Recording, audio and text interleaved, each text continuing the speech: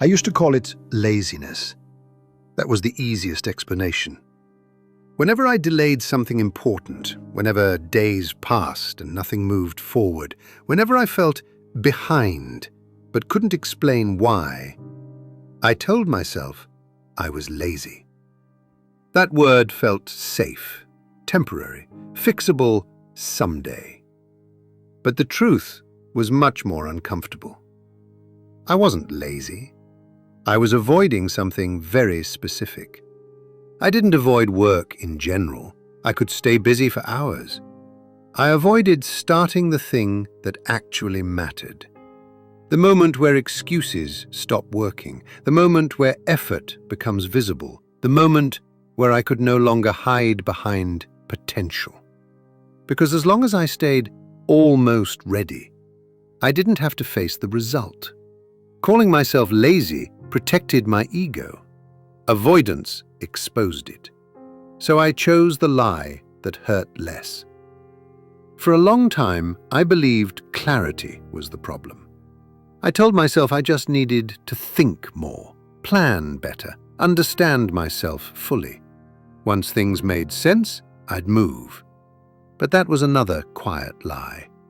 I already knew what needed to be done. I just didn't like how uncomfortable it felt to do it consistently. Consistency removes excuses, and excuses were the last place I felt safe. I used to wait for motivation. I thought motivation was the engine, that once I felt inspired, discipline would follow. But motivation is temporary. It shows up when things are new, then disappears the moment repetition begins. Real change doesn't happen when things feel exciting. It happens when they feel boring. And boredom is where avoidance hides best. What scared me wasn't failure. Failure at least gives you an answer. What scared me was commitment. Commitment forces you to show up again tomorrow and the day after that, even when the feeling is gone. Once you commit, you can't pretend anymore. And pretending was comfortable. From the outside, my life looked fine.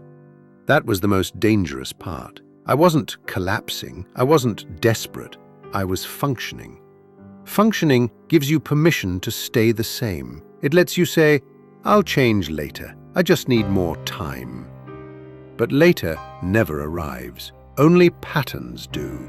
And my patterns were leading somewhere I didn't want to go. I started noticing how often I negotiated with myself. I'll do it tomorrow. Today doesn't really matter. I deserve a break. Every time I backed out, I felt relief. That relief scared me because comfort was training me to avoid discomfort, and avoidance was shaping my identity. Not motivation, not talent. Avoidance. Discipline used to sound extreme to me, like pressure, like force, like losing freedom. But discipline isn't about intensity. It's about ending the internal debate. It's deciding once and not reopening the conversation every time resistance appears. Most of my energy wasn't being spent on action. It was being spent on arguing with myself.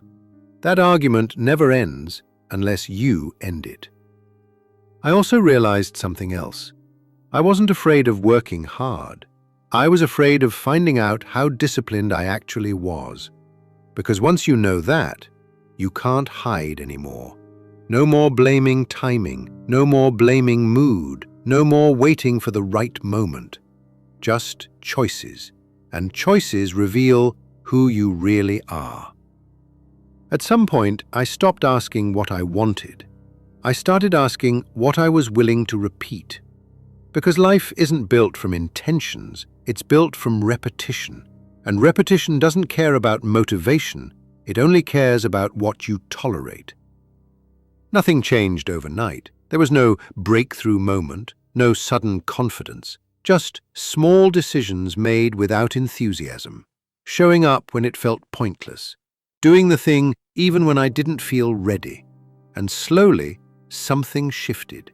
Not my circumstances, my self-respect. Self-respect doesn't come from thinking better thoughts. It comes from keeping promises you make to yourself, especially the small ones. That's when things start to feel different, not easier, clearer. I still feel resistance. I still feel the pull of comfort. I still feel the urge to delay. But now I recognize it. It's not a signal to stop. It's a signal that I'm standing close to something real. And every time I act anyway, quietly, imperfectly, the excuse loses power. Not because I became motivated, but because I stopped lying about what I was avoiding. I don't know exactly where this leads. I'm still figuring it out. But I know this much. If my life feels uncomfortable now, it's usually because I'm finally being honest with myself. And instead of running from that discomfort, I'm learning to stay. Because on the other side of avoidance isn't motivation, it's alignment.